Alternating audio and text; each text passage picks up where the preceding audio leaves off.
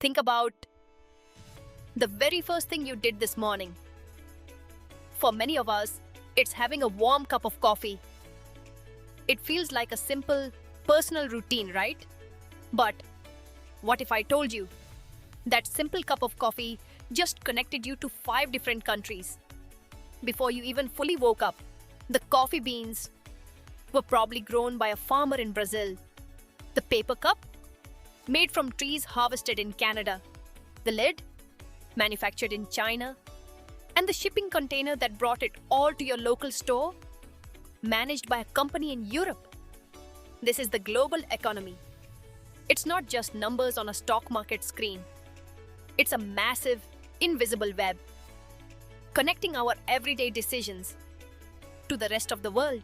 Take the smartphone in your hand right now. It is perhaps the most global object in human history. The design happened in California. The microchips, the actual brain of the phone, came from Taiwan. The cobalt for the battery was mined in Africa. And everything was put together in India or Vietnam. When you buy a phone, you aren't just buying a gadget. You are supporting millions of lives across multiple continents. Sometimes we wonder, why should I care about conflicts or changes happening thousands of miles away? Well, here is why. If a shipping route in the Middle East gets blocked, or if tension rises in Europe, the price of crude oil jumps. Suddenly, the fuel you put in your bike or car tomorrow morning costs more. This triggers a chain reaction. Transporting vegetables from farms to your local market costs more. In the end, you pay more for your lunch. Everything is linked.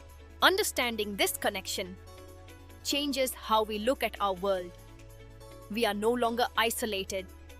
The decisions made by a bank in New York, a factory owner in Shenzhen, or a policymaker in New Delhi directly shape how much money is left in your wallet at the end of the month.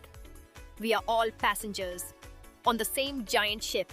At Averiqa, we bring you the stories that shape our world. If you learned something new today, hit that subscribe button. Explore, learn, and discover with us. See you in the next story.